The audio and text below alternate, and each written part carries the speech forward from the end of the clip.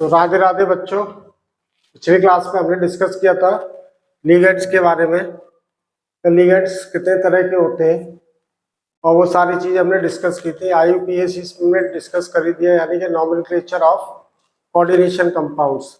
अब बात करते हैं हम आइसोमेरिज इन कोऑर्डिनेशन कंपाउंड्स।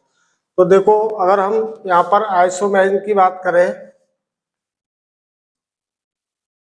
तो ये हमारे पास में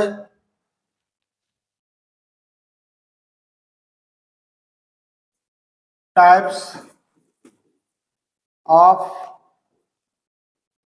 आइसोमेरिज, ठीक है ना। आइसोमेरिज्म के बारे में तो हमको पता ही है कि आइसोमेरिज्म क्या होता है। उसको अगर डिफाइन करें तो दो या दो से ज्यादा डिफरेंट कंपाउंड्स जिनका मॉलिक्यूलर फॉर्मूला सेम है लेकिन उनके स्ट्रक्चर डिफरेंट होते हैं और उनकी जो प्रॉपर्टीज है वो भी डिफरेंट होती हैं, ऐसे कंपाउंड्स को हम कहते हैं isomers and the phenomenon is called isomerism. Phenomenon को क्या कहेंगे हम? इसको आइसोमेरिज।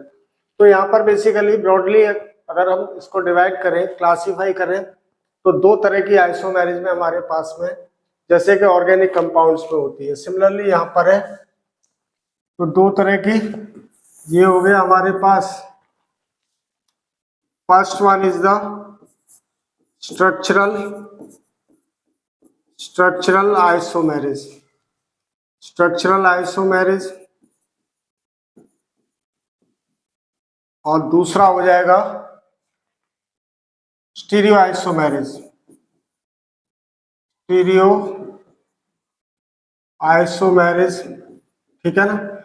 स्टीरियो को हम कॉन्फ़िगरेशनल आइसोमेरिज भी कहते हैं और स्ट्रक्चरल आइसोमेरिज को हम कॉन्स्टिट्यूशनल आइसोमेरिज भी कहते हैं, ठीक है ना। इसको अगेन हमने डिफरेंट कैटेगरीज में डिवाइड किया हुआ है। डिफरेंट कैटेगरीज में डिवाइड किया हुआ है। जैसे पहला है हमारे पास क्या? Ionization isomerism.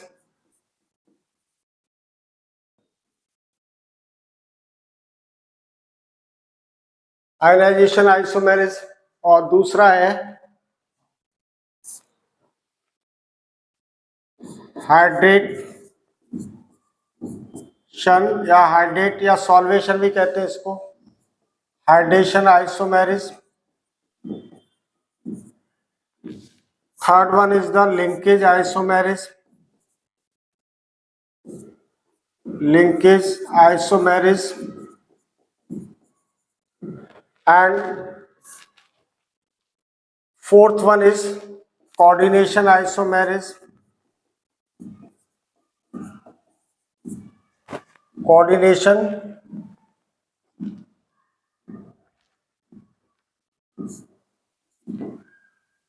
कोऑर्डिनेशन आइसोमेरिज, ठीक है ना। इसी तरह से आगे है polymerisation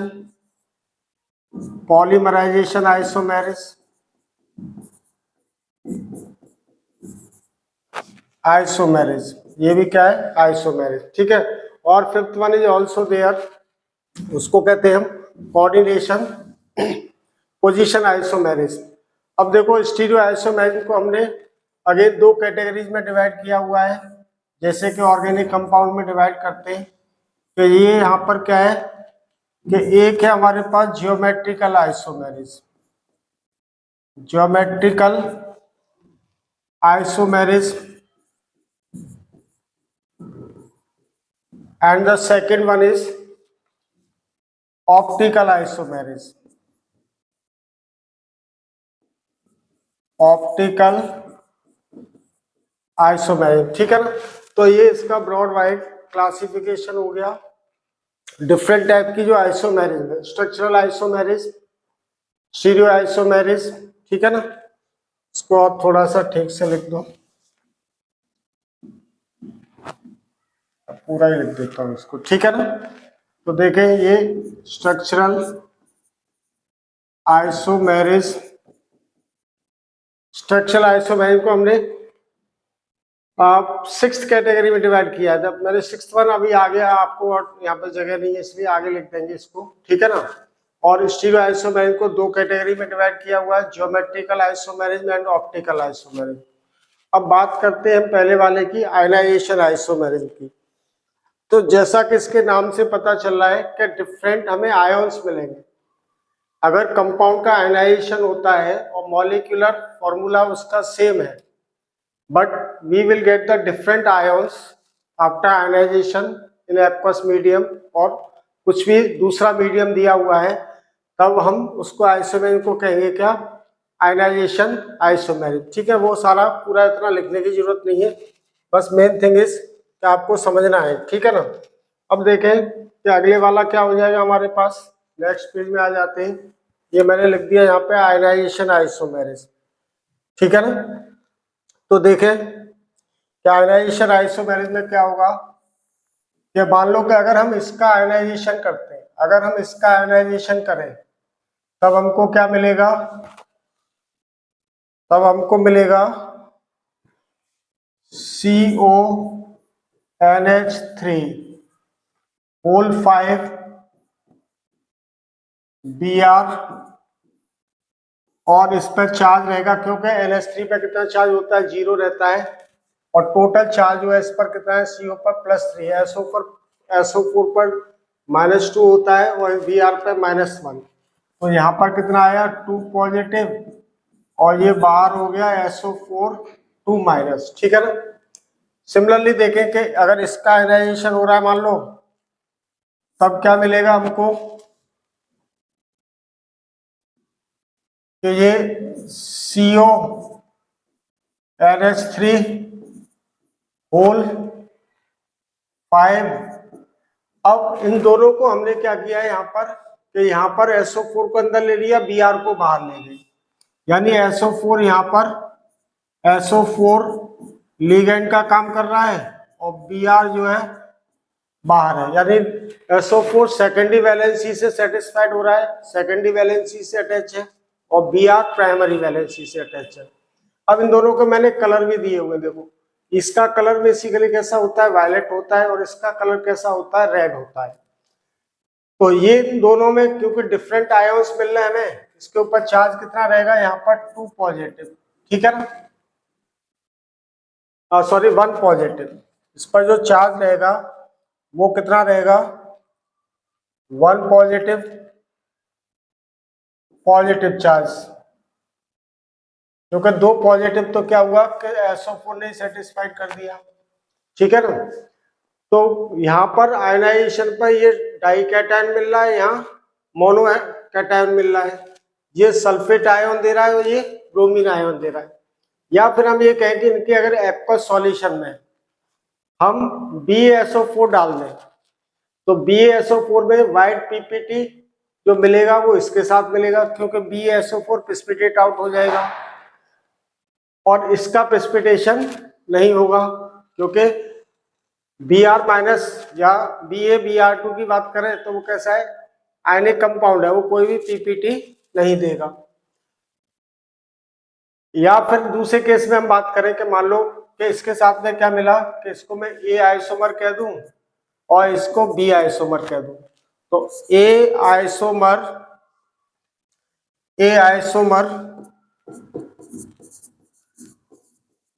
give a white PPT with aqueous solution of BaNO3 whole twice, या Ba2 पॉजिटिव आयंस कुछ भी ले ले हम, उसके साथ में ये क्या देगा, BaSO4 का व्हाइट PPT देगा, क्योंकि Ba2 पॉजिटिव प्लस SO4 2-, ये क्या देता है, BaSO4 और white PPT। Is it clear. ठीक है ना। जबकि B आइसोमर डज नॉट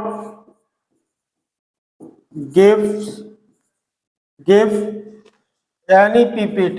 ठीक है ना, any PPT with Ba2 positive ions, BaNO3 whole twice ले लिया है, जो भी इसका आयनिक कंपाउंड है। ठीक है ना।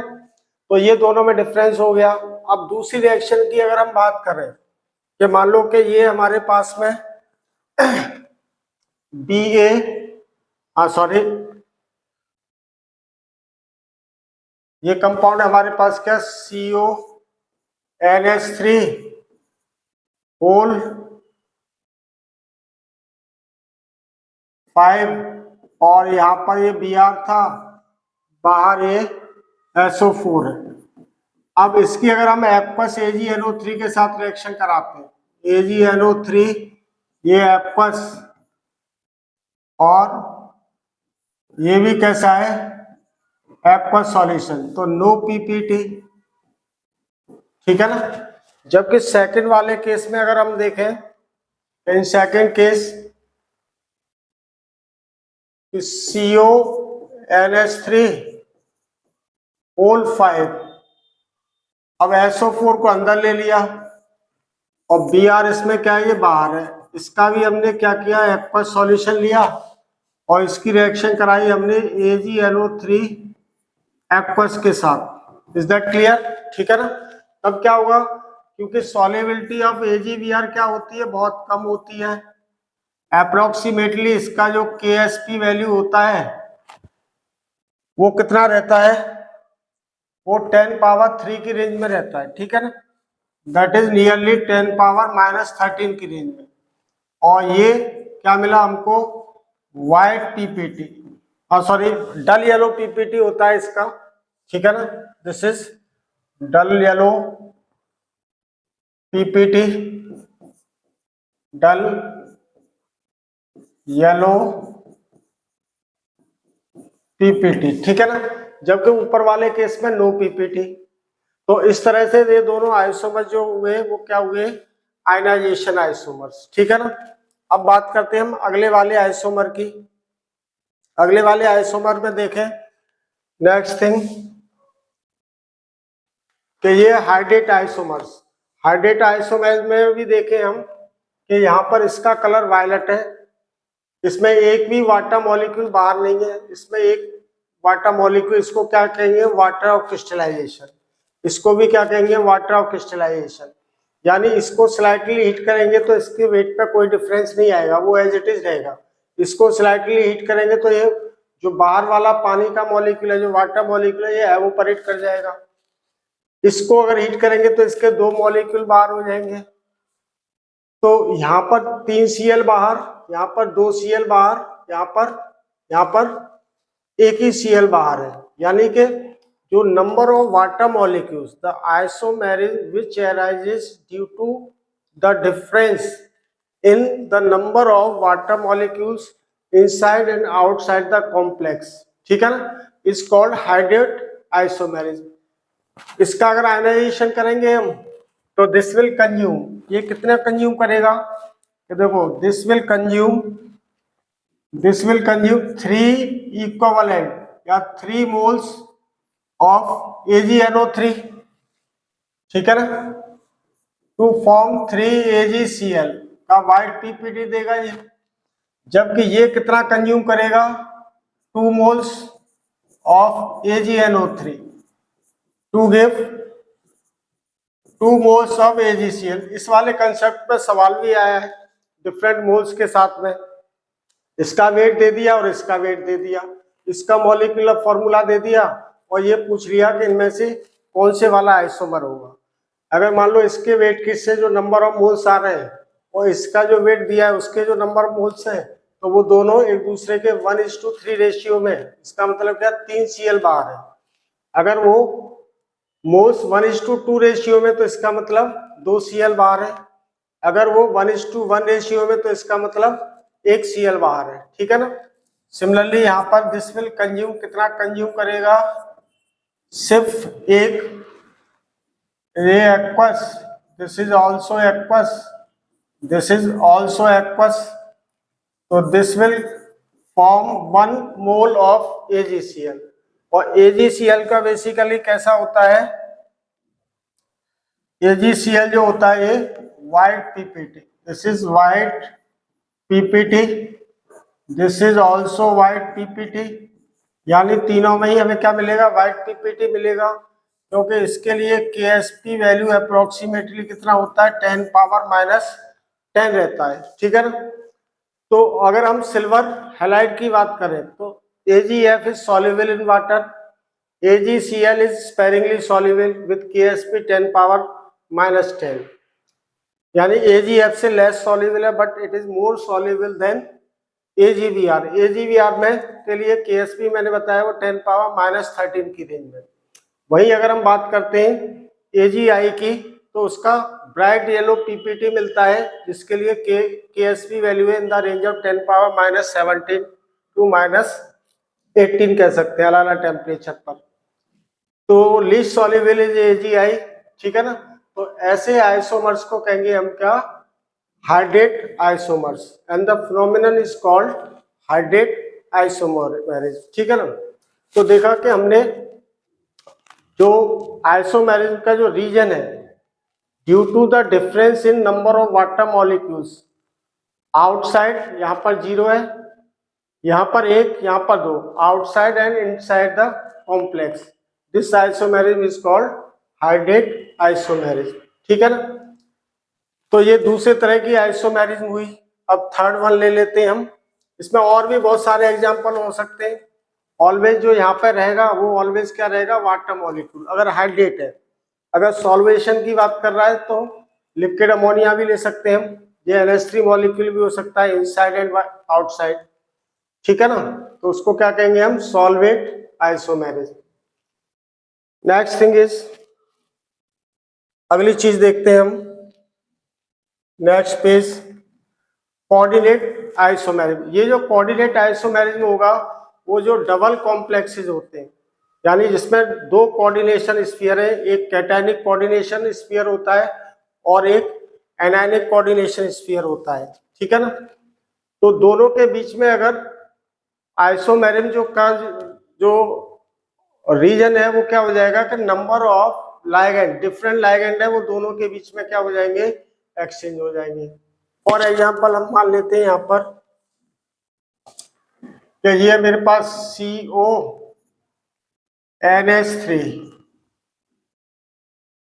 होल 6 हो गया, ये कैटायनिक हो गया, और दूसरा है कॉम्प्लेक्स, ये कैटायनिक कॉम्प्लेक्स हो गया, और इसमें मान लो ये है CN होल 6, ठीक है ना। तो ये एनायनिक कॉम्प्लेक्स, ये कैटायनिक कॉम्प्लेक्स, और इस पर जो चार्ज है वो यहाँ बेसिकली दिया रहता है कोऑर्डिनेशन, इसका ऑक्सीडेशन नंबर। तो इसका जो नेम जो होगा कंपाउंड का बेसिकली नाम क्या हो जाएगा, यहाँ पर देखें कि इसको क्या लिखेंगे हम, क्योंकि कैटायन का नेम पहले लिखना है, हेक्साएमीन, ठीक है ना, हेक्साएमीन, क्योंकि सिर्फ एक ही लिगेंड है और कितने हैं, 6 है। तो NH3 का नेम क्या है, एमीन, और एक ए और आएगा बीच में, ठीक है ना, हेक्सा एमीन। ये देखो हेक्सा एमीन कोबाल्ट, कोबाल्ट, और क्या ये 3। इसके बाद क्या नेम है इसका, हेक्सा साइनेटो या साइनेटो, और ये क्या हो जाएगा, क्योंकि एनायनिक कॉम्प्लेक्स है, क्रोमेट 3। तो ये एक आइसोमर हुआ, दिस इज वन आइसोमर। दूसरा आइसोमर देखें इसका हम, कि ये मान लो हमारे पास क्या, कि इसके जो एमाइंस यानी NH3 मॉलिक्यूल क्रोमियम के साथ अटैच हो जाए, और CN जो लिगेंड्स हैं वो CO के साथ आ जाए, तो देखेंगे क्या मिलेगा हमें, CO, और सॉरी यहाँ पर क्या आ जाएगा, ये Cr आ जाएगा, Cr NH3 whole 6, and this is what, यहाँ पर क्या हो जाएगा, CO NH3, नहीं अब तो क्या रहेगा, ये साइनाइड रहेगा, CN होल 6, ठीक है ना। तो इसका नेम क्या हो जाएगा कि हेक्सा एमीन, अगेन 2 ए रहेंगे यहां पर, ठीक है ना। क्रोमियम, क्रोमियम 3, ठीक है ना, क्रोमियम 3। अब क्योंकि कैटायनिक कॉम्प्लेक्स आयन है इसलिए इसमें सेंट्रल मेटल आयन का नेम क्या है, वो एज इट इज लिखा जाएगा। After that hexa cyanato and this is cobaltate, ये क्या बन जाएगा, कोबाल्टेट 3, ठीक है ना। तो ये देख ले हम यहाँ पर क्या है, ऐसे आइसोमर्स को कहेंगे क्या, coordinate isomers, and the phenomenon is called coordinate isomerism. जहां पर जो नंबर ऑफ लिगेंड का इंटरचेंज हो रहा है दो कोऑर्डिनेशन स्फीयर के बीच में, दो कोऑर्डिनेशन कॉम्प्लेक्स आयंस के बीच में, उस आइसोमेरिज्म को कहेंगे हम क्या, कोऑर्डिनेट आइसोमेरिज्म, ठीक है ना। तो ये सबको समझ में आ जाएगा, आगे होगा। और भी बहुत सारे एग्जांपल हो सकते हैं यहाँ पे, और देख लो कि ये हमारे पास मान लो कि CO ले लिया, और CO को हटा देते हैं और दूसरा आयन ले लेते हैं, ठीक है ना। ये क्या हमने यहाँ पर निकल ले लिया, और ये है इसके साथ H2O मॉलिक्यूल होल 4, और इधर ले लिया हमने PtCl4 ले लिया। दूसरा आइसोमर क्या बन जाएगा, ये मान लो X है तो Y क्या बन जाएगा कि Cl को Ni के साथ लगा दें और H2O को Pt के साथ लगा दिया, तो ये क्या बना, PtH2O whole 4 and this is NiCl4। अब इसका जो नेम बनेगा वो इसका नेम क्या हो जाएगा, इसका नेम देख लो, तो दिस विल बी, यहां पर निकले ये H2O तो टेट्रा एक्वा, टेट्रा एक्वा, ठीक है ना, वाटर के लिए एक्वा होता है। And this is nickel, nickel oxidation number 2, ये ऑलवेज यहाँ पे क्या दिया हुआ रहेगा आपको ऐसे केसेस में, ये 2, और इसका नेम क्या हो जाएगा, tetra chloro Palatinate, this is tetra chloro Palatinate. इस वाले केस में देखेंगे यहां पर नेम क्या बन जाएगा, ये टेट्रा एक्वा, ठीक है, टेट्रा एक्वा प्लेटिनम, प्लेटिनम ये 2 ही रहेगा, ठीक है ना। यहां पर भी सॉरी 2 लगाना है हमको क्योंकि ये इसका ऑक्सीडेशन नंबर है। और ये क्या बन जाएगा, tetra chloro and this is what, nickel, तो निकेल का क्या हो जाएगा, निकेलेट, निकलेट,